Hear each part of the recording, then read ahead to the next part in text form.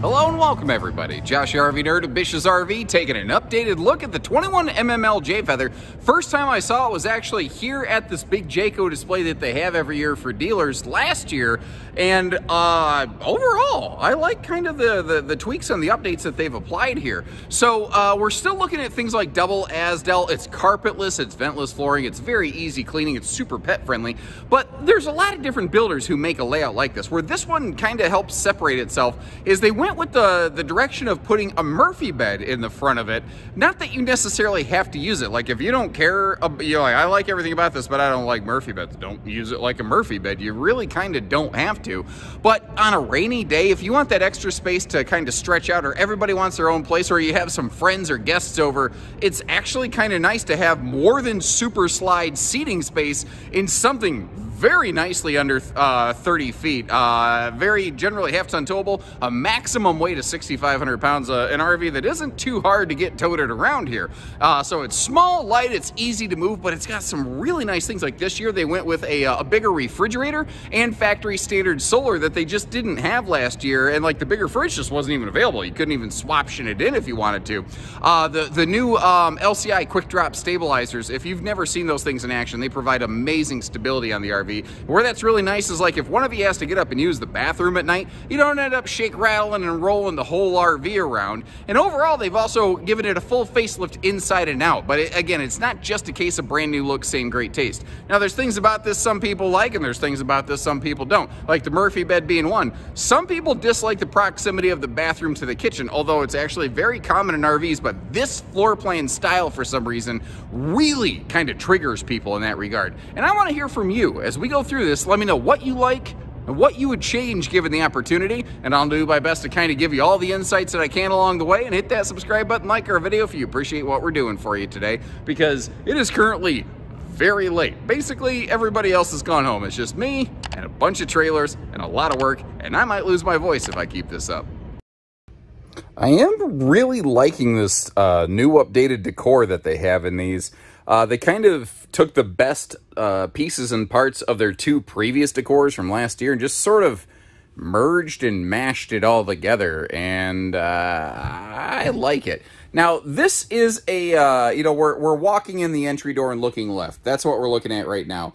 And it's kind of funny because it seems like the kitchen is just all shoved over here into the corner. And we're going to come back and see a better look at this. But the fact is, when you start getting up close a little bit, you realize there's actually a really nice amount of countertop prep space. Total storage and function is great. Although, you do have a little bit of a toe kick on the kitchen right there in front of the stove. Some folks may not like that. And see, that's the thing.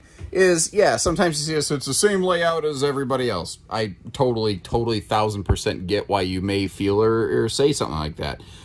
Certainly, very similar layouts to some other brands that are out there. But they all find little different ways of doing it. Like Heritage Glen and Hemisphere, they do this with a floor flush slide that's actually deeper. But they pull all the kitchen stuff inward toward the edge of the slide out. So, there's different strokes, different folks. The kitchen's great though, but it's really, I think the living room is the primary focus of this. And sitting down at the theater seat over here, you see yourself straight across from the entertainment center, and they opted for just a maximum sized big window straight across from you. Now this year they've also changed up their dining. Previously they had those like knee knocker pedestal posts, and I'm not a big fan of them. This is a little bit different. Now, I don't have any experience using this, but in theory, I think I like it better. I'm not sure how much more or less of a knee knocker it might be, but it actually is a free-floating table. But what's interesting is the legs fold up and detach from the bottom of the table, so you can still fold this down and use it like a guest sleeper. Now, currently, this is the only thing, like, they don't offer table and chairs. They don't offer any sort of bar-style seating, especially with that big window. If it had a smaller window, I'd say bar-style seating could be a really interesting thing for them to explore. And maybe it still is. I don't know. I mean, feel free to leave feedback at any time, because I've noticed manufacturers some of them really seem to be trying more and more to listen into it. Up top here, all your Jay Feathers and Whitehawks put a big XL vent fan in their living room and kitchen, I do that all the time, kitchen area, where you have the largest cubic foot of space, so you need a bigger fan to move it around. Now in the bathroom, it'll be the little fan, but it's a smaller room, and you can always upgrade the fan, so kind of keep that in mind. This is carpetless, ventless, easy cleaning, pet friendly, and my voice is really starting to give out a little bit. This is like my, I don't know, umpteenth video today. I'm somewhere in the teens of these full walkthrough videos, which just means hours and hours and hours of me talking. And believe it or not, there even comes a limit where even I can't talk anymore. I think we might be approaching that. The theater seating over here has those handy little Jayco swivel stands, and if you look over on the left, I've got one kind of tucked away. It's kind of a neat little thing I figured out where you can keep them handy and available, but also out of the way. And something that's also very cool, all of our windows that possibly can be are the blackout roller shade style windows. So if you really want maximum privacy, you want to block the sun out of this thing, it is very easy to do in here. Now, something else that's very easy to do and really helps, I think, define this model very differently from almost anything else like it is operate the Murphy bed up here. So even if, you know, we go into wide body mode here with one chubby dad bod nerd and only one chicken arm, I can put that sucker up and down in a matter of seconds. Now, it is a bendy bed, so you're going to have to contend with that a little bit. And there are little, what I call headboard power pockets behind the hanging wardrobes. On the front side, though, you have household and USB outlets, both Type A and Type C, for those who are kind of interested or curious in something like that. Now, you know, going through the rest of the storage here, like there is storage below the dinette that's really, and that's cool, but it's all the storage that's over in the kitchen, I think, that is actually really impressive. If you open everything up and look around, they did a good job in here, but it does lack right now basically a spot for a wastebasket. So if there's anybody that has this model or a model like it, where have you found a way to put a wastebasket? Or maybe anybody watching this, you know, where would you put a wastebasket? Also enhancing the kitchen this year, bigger refrigerator. Last year, this was running on the 8 cubic foot, 12 volt compressor fridge. They are now running on the 10 cubic foot, 12 volt compressor fridge. But, you know, they didn't redesign anything. They just had the available space for it. And they went, you know, we might as well just kind of, you know, enhance that and make that bigger. It technically means you did lose one drawer in the kitchen that used to be, I think, under the refrigerator, but it was all the way down at the floor. It wasn't just, you know, the friendliest, easiest thing to get to. And overall, I think going with a bigger refrigerator for my money is just a better way of going with it. Your air conditioning in this is, of course, centralized to keep the RV, you know, more evenly cool. But the ducting is also what's called vented and louvered. Every single duct can turn and open or close individually, so you can really kind of control where all that airflow goes. And with this being a laminated RV, meaning solid hard wall RV, not a stick-built hollow wall structure with insulation tucked inside of it, putting outlets in key places can be a little bit difficult. You see, you got the pop-up power tower right there. But over here, by the rest of the stovetop area, you really, you know, at least right now, you don't actually see an outlet. Well, that's because the folks that decorated this display right here managed to cover up that set of outlets, which I think is a really important thing to point out, because that's probably going to be like the Keurig coffee maker corner or something like that. Ooh, looks like somebody spilled a Coca-Cola down the side of that and then decided not to clean it up. Gotta love people, right? I think the world sometimes would be great if it weren't for all the people in it. The radius bar in that shower, by the way, very nice for some extra elbow room.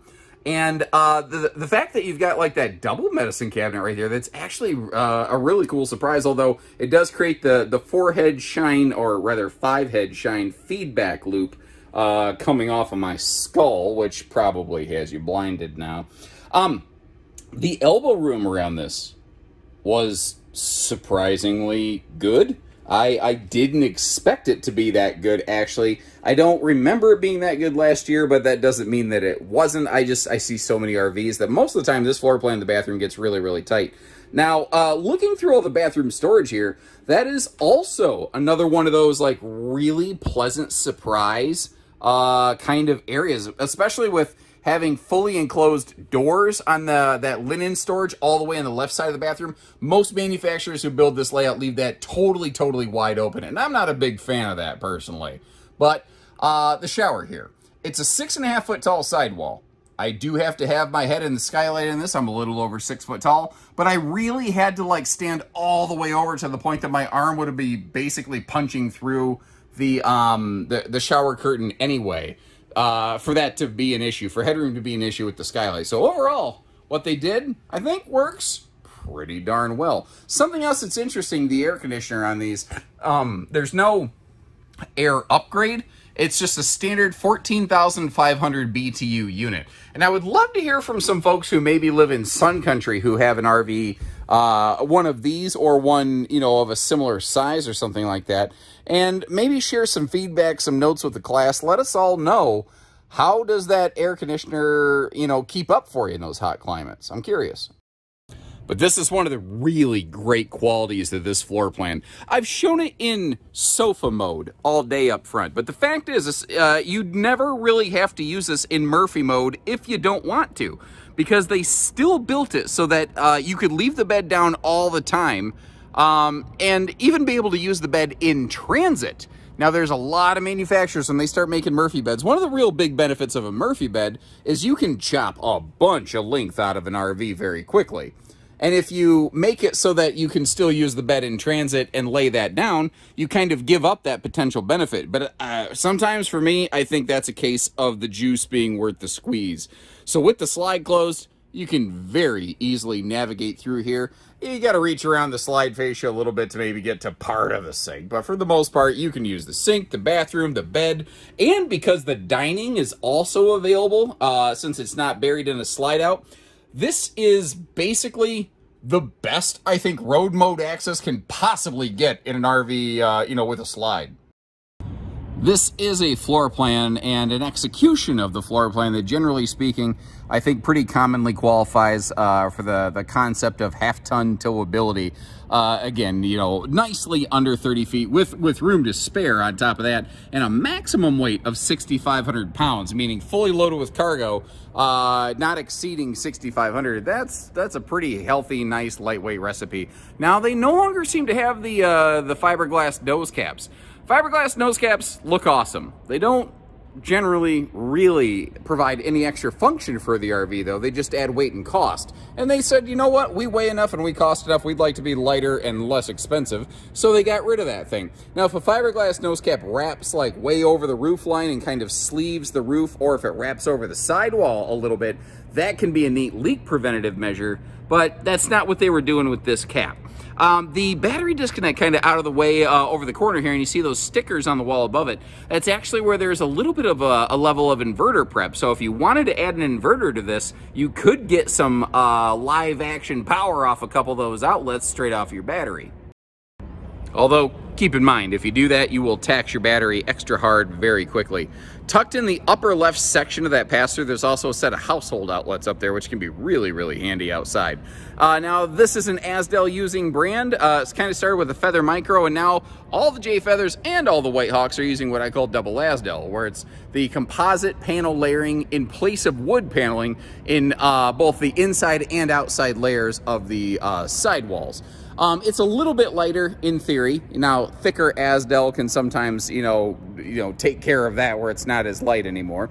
But it is also nicely noise dampening. It keeps the RV a little quieter inside, a little comfortable. The used to be like there was this aftermarket item you could add to stabilizer jacks called JT Strong Arm Stabilizers, and they are awesome.